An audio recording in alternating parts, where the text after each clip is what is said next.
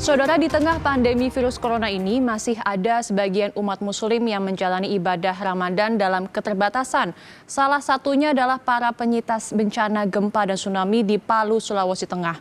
Meski demikian, kondisi itu tidak menyurutkan semangat warga korban gempa dan tsunami itu untuk menjalankan puasa. Pandemi corona ini juga membuat ekonomi mereka tersendat karena terpaksa harus berhenti bekerja.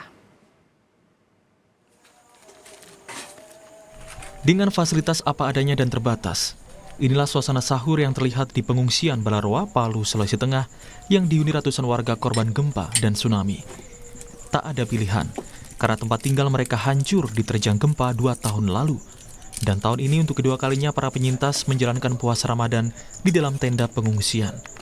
Sebagian para penyintas yang selama ini bekerja sebagai buruh dan pedagang di pasar juga semakin merasa sulit di tengah pandemi virus corona. Dulunya biasa kita isiannya dapatkan seumpamanya 10.000. Iya. Sekarang pokoknya nihil sekali. Jadi, berarti untuk sekarang ini Pak aktivitasnya?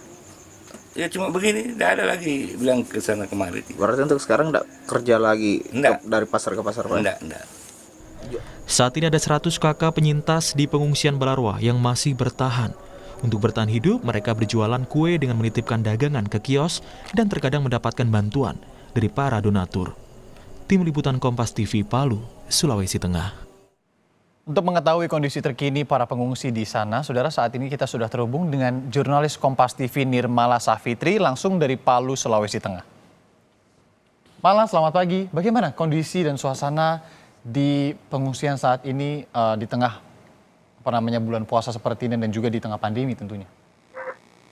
Ya baik, saat ini di pengungsian Balaroa tepatnya masih ada sekitar 100 kepala keluarga yang harus menjalankan ibadah puasa di tempat pengungsian ini dalam keadaan yang sangat terbatas karena dengan adanya pandemi corona ini banyak dari mereka yang harus kehilangan pekerjaan dan ada juga yang pendapatannya itu menurun karena sebagian besar penyintas di sini itu memiliki pekerjaan sebagai buruh dan ada juga yang berjualan di pasaran. Nah, untuk menyiasati hal tersebut, dari mereka banyak yang harus berjualan menu takjil dan namun hal tersebut terkadang tidak mencukupi kebutuhan mereka sehari-hari. Nah, terkadang juga para pengungsi ini harus mengandalkan bantuan dari donatur yang datang membawakan mereka makanan untuk berbuka puasa.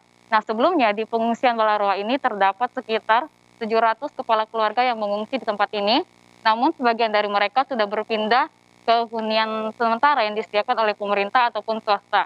Nah, hunian sementara tersebut itu terbagi di beberapa lokasi yang ada di Kota Palu nih. Dan untuk kondisi puasa di Kota Palu sendiri itu agak sedikit berbeda ya dibanding tahun-tahun sebelumnya. Di mana tahun sebelumnya khususnya di saat sahur seperti ini, terkadang banyak masyarakat yang melakukan sahur on the road dari satu tempat ke tempat yang lain. Namun di tahun ini kegiatan tersebut ditiadakan karena adanya anjuran pemerintah untuk tidak melakukan kegiatan yang mengumpulkan banyak orang. Nah, untuk di Sulawesi Tengah sendiri terdapat sekitar 59 kasus yang ada dengan 3 meninggal dunia dan 11 dinyatakan sembuh.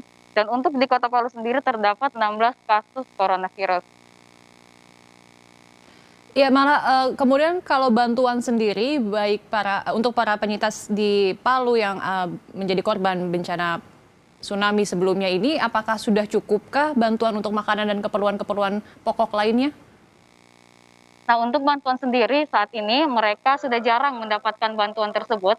Terkadang para penyintas ini hanya mendapatkan bantuan menu buka puasa dari donatur-donatur yang ada yang membawakan nasi kotak ke mereka. Jadi itu pun terkadang jumlahnya tidak mencukupi dengan jumlah pengungsi yang terdapat di pengungsian Balaroa ini.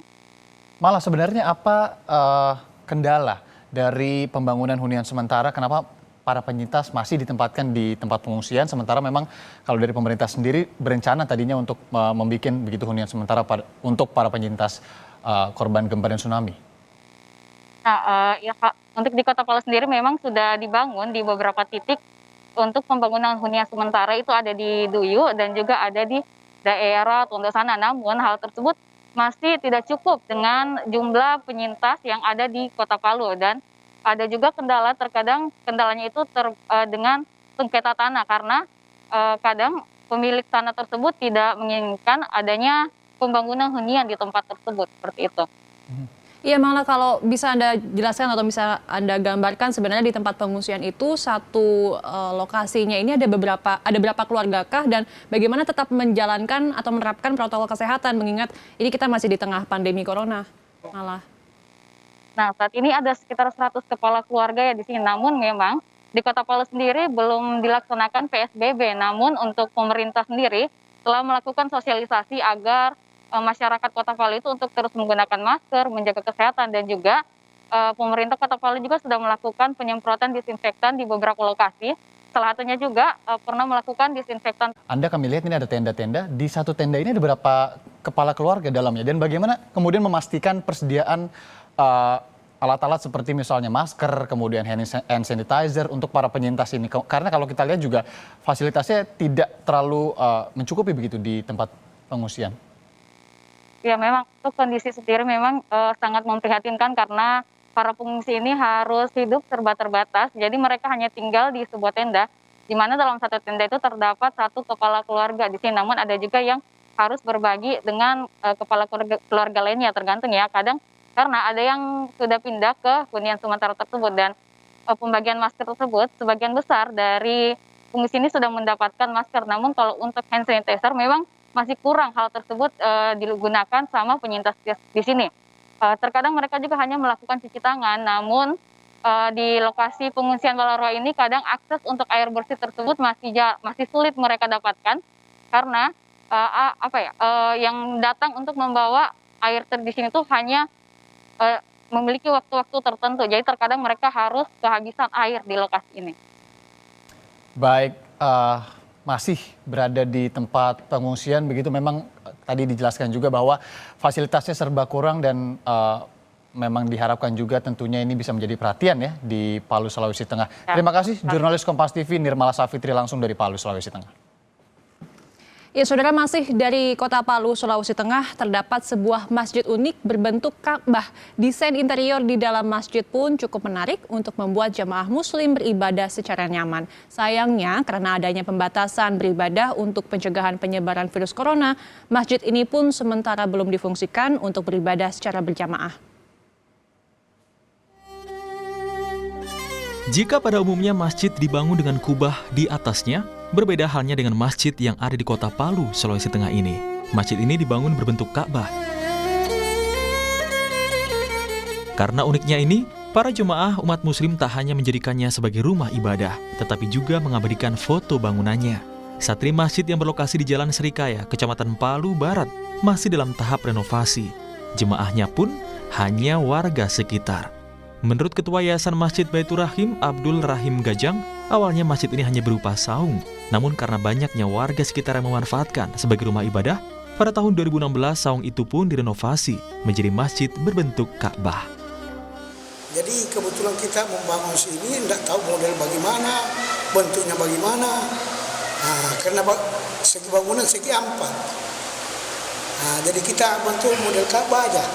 Kebetulan semua teman-teman mau, keluarga-keluarga semua orang di lorong sini mau. Begitu kejadiannya sampai terbentuk begini. Di Indonesia baru ada 3 bangunan masjid yang berbentuk Ka'bah, di Subang, Jawa Barat, Makassar, dan juga Kota Palu. Sayangnya karena pandemi virus corona membuat masjid unik ini harus dibatasi penggunaannya secara berjamaah. Nirmala Safitri, Barudin Risa, Kompas TV Palu, Sulawesi Tengah.